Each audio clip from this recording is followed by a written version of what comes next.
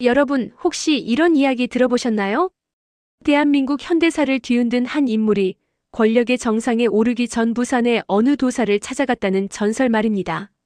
그 도사는 그의 사주를 단 한 번 본 순간 이렇게 말했다고 합니다. 당신은 이미 사람이 아닙니다.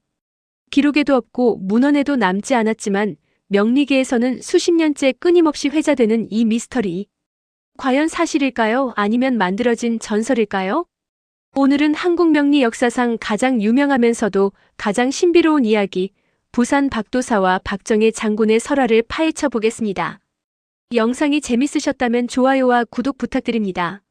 알림 설정까지 해두시면 더욱 흥미로운 이야기들을 가장 먼저 만나보실 수 있습니다. 시간을 1960년대 초반으로 되돌려 봅시다. 박정희가 아직 장군이던 시절, 군부 내에서는 그의 입지가 점점 강해지고 있었습니다. 역사의 큰 흐름이 움직이려는 바로 그 순간이었죠. 이때 그를 보좌하던 한 장교가 조용히 귀띔을 합니다. 장군님, 부산에 신통력이 대단한 도사가 있다고 합니다. 한번 가보시는 게 어떻겠습니까? 그 당시 군인들 사이에서도 중요한 결정을 앞두고 점술가를 찾는 일은 드물지 않았습니다. 미래에 대한 불안, 운명에 대한 궁금증은 신분을 가리지 않았으니까요. 박정희 장군은 그 제안을 받아들였고 비밀리에 부산으로 향합니다. 당도한 곳은 번화가에서 멀리 떨어진 한적한 곳에 자리한 작은 한옥이었다고 합니다. 명리계 전승에 따르면 그 집은 간판도 없었고 찾아오는 사람만 찾아오는 그런 곳이었다고 하죠. 문을 열고 들어서자 백발의 노인이 조용히 앉아 있었습니다. 바로 소문의 주인공, 부산 박도사였습니다. 도사는 장군을 보자마자 천천히 고개를 끄덕이며 자리를 권했고 별다른 인사말도 없이 바로 생년월일씨를 물었다고 합니다. 사주를 받아 적은 도사는 잠시 묵묵히 명식을 들여다보았습니다. 그리고 그 침묵이 길어질수록 방 안의 공기는 점점 무겁게 가라앉았습니다. 얼마 후 도사는 천천히 입을 열었습니다. 그 첫마디가 바로 이후 명리계에서 전설처럼 회자되는 그 유명한 말이었습니다. 장군님, 당신은 이미 사람이 아닙니다. 사람이 아니다라는 말. 이 표현은 명리학에서 매우 특별한 의미를 지닙니다. 이는 욕설이 아니라 오히려 극도로 강력한 운명을 타고났다는 뜻입니다. 평범한 인간의 삶을 넘어서 역사 그 자체가 될 사주라는 의미죠. 박도사는 이어서 말했습니다. 당신의 사주는 역사가 선택한 사람의 명식입니다. 머지않아 이 나라의 정상에 오를 것이고 수많은 사람의 운명을 손안에 쥐게 될 것입니다. 하지만 여기서 도사는 잠시 말을 멈췄다고 합니다. 그리고 무거운 한숨과 함께 덧붙였죠. 그 대가는 결코 가볍지 않을 것입니다. 명리학에서는 귀격이라는 개념이 있습니다. 높은 지위에 오를 운명을 타고난 사주를 말하는데 이런 사주는 동시에 고독과 희생을 동반한다고 여겨집니다. 박도사가 본 것은 바로 그런 극기격의 명식이었다는 것이 명리인들의 해석입니다. 장군은 그 자리에서 아무 말도 하지 않았다고 합니다. 다만 깊은 눈빛으로 도사를 응시했을 뿐이죠. 도사는 계속해서 말했습니다. 권력은 오래 잡을 것입니다. 하지만 주변 사람과의 인연은 하나둘씩 떨어져 나갈 팔자입니다. 가까운 사람일수록 더 멀어질 것이고 끝내는. 여기서 도사는 말을 흐렸다고 전해집니다. 이 예언은 훗날 박정희 대통령 시절을 돌이켜보면 섬뜩할 정도로 들어맞는 부분이 많습니다. 측근들과의 갈등, 오랜 동지였던 이들과의 결별, 그리고 최후의 순간까지 이어지는 고독한 권력의 길. 물론 이것이 실제 예언이었는지 아니면 후대에 끼워 맞춰진 이야기인지는 아무도 알 수 없습니다. 하지만 명리계에서는 지금도 이 이야기를 할 때면 숙연해진다고 합니다. 한 사람의 운명이 어떻게 시대와 맞물리는지 그 무게를 보여주는 사례로 여겨지기 때문입니다. 박정희가 실제로 권력의 정상에 오른 것은 그로부터 얼마 지나지 않아서였습니다. 1961년 5월 16일 역사는 급격하게 움직였고 그는 이 나라의 실질적 지도자가 되었습니다. 그리고 1963년 정식으로 대통령에 취임합니다. 명리계에 떠도는 또 다른 이야기에 따르면 박정희는 대통령이 된 이후에도 몇 차례 부산의 박도사를 비밀리에 불렀다고 합니다. 물론 이 역시 공식 기록은 전혀 없습니다.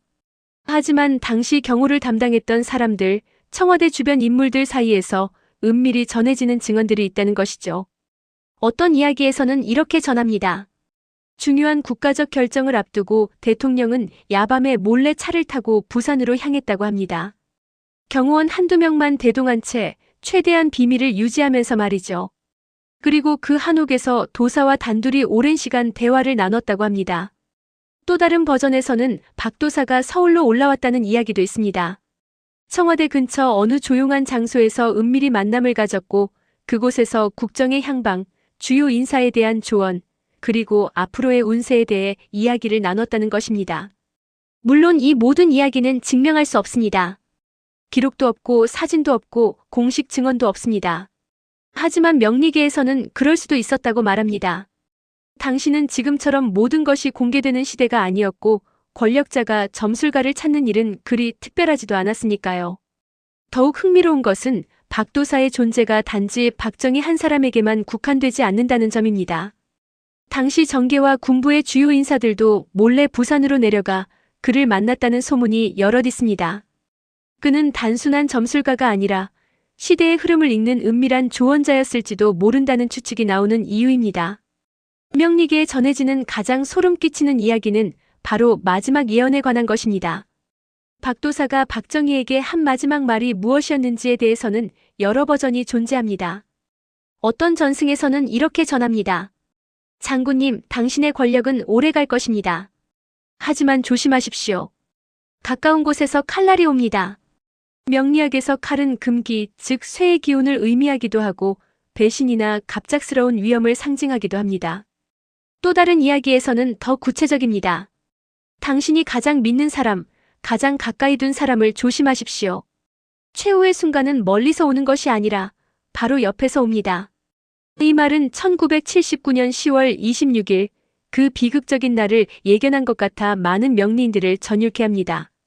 물론 이것이 정말 박도사가 한 말인지는 아무도 확인할 수 없습니다. 오히려 역사적 사건이 일어난 후 사람들이 그에 맞춰 이야기를 재구성했을 가능성이 훨씬 높습니다. 하지만 명리계에서는 그 도사라면 정말 그걸 볼 수 있었을지도 모른다고 말합니다. 흥미롭게도 박도사 자신에 대한 기록은 거의 남아있지 않습니다. 그가 언제 태어났는지, 본명이 무엇인지, 어떤 스승 밑에서 명리를 배웠는지, 그리고 언제 세상을 떠났는지조차 명확하지 않습니다. 마치 역사의 그림자 속에서 잠깐 모습을 드러냈다가 다시 사라진 인물 같습니다. 어떤 명리인들은 박도사는 실존 인물이 아니라 여러 도사들의 이야기가 합쳐져 만들어진 전설적 존재일 수도 있다고 말합니다. 하지만 또 다른 이들은 분명히 실존했고 다만 기록을 남기지 않으려 했던 것뿐이라고 주장합니다. 진실이 무엇이든 이 이야기가 주는 메시지는 명확합니다. 권력이란 외롭고 운명이란 피할 수 없으며 그 끝은 언제나 예상치 못한 곳에서 온다는 것입니다. 2024년 현재 이 이야기가 처음 생겨난 지 60년 이상이 흘렀습니다. 그럼에도 불구하고 부산 박도사와 박정희의 설화는 여전히 명리계에서 가장 유명한 전설 중 하나로 남아 있습니다. 왜일까요? 첫째, 이 이야기는 단순한 점술 이야기가 아니기 때문입니다. 한 시대를 뒤흔든 역사적 인물과 그 운명을 내다본 신비로운 도사의 만남. 이것은 마치 영화 같은 서사를 가지고 있습니다. 사람들은 이런 드라마틱한 이야기를 좋아하고 입에서 입으로 전하고 싶어 합니다. 둘째, 예언이 어느 정도 들어맞는 것처럼 보이기 때문입니다. 박정희는 실제로 권력의 정상에 올랐고 오랜 기간 집권했으며 측근들과의 갈등을 겪었고 최후는 가장 가까운 사람에 의해 맞이했습니다. 이 모든 것이 박도사의 예언과 겹쳐 보이면서 사람들은 혹시 정말로 라는 생각을 하게 됩니다. 셋째, 증명도 반증도 불가능하기 때문입니다. 기록이 없다는 것은 양날의 검입니다. 누구도 이것은 거짓이다라고 확실히 말할 수 없고 동시에 이것은 사실이다라고도 말할 수 없습니다. 이런 모호함은 오히려 전설을 더 오래 살아남게 만듭니다. 명리학을 공부하는 사람들 사이에서 이 이야기는 일종의 교훈으로 받아들여집니다. 운명은 피할 수 없지만 준비할 수는 있다. 큰 권력에는 큰 대가가 따른다. 사주는 그 사람의 삶 전체를 관통하는 흐름을 보여준다는 등의 메시지를 담고 있다고 해석되는 것이죠. 역사학자들은 이런 이야기를 전설이나 민간 신앙의 영역으로 분류합니다. 하지만 문화 인류학적으로 보면 이런 설화는 한 시대 사람들이 권력과 운명, 그리고 역사를 어떻게 이해했는지 보여주는 중요한 자료이기도 합니다. 결국 부산 박도사와 박정희의 이야기는 사실 여부를 떠나서 하나의 문화적 현상으로 자리 잡았습니다. 이것은 단순한 점술 이야기를 넘어서 한국 현대사의 격동기를 살았던 사람들이 만들어낸 집단적 기억이자 해석인 것입니다. 여러분은 이 이야기를 어떻게 생각하시나요? 정말로 부산에 그런 도사가 있었을까요? 아니면 이것은 후대에 만들어진 하나의 전설에 불과할까요?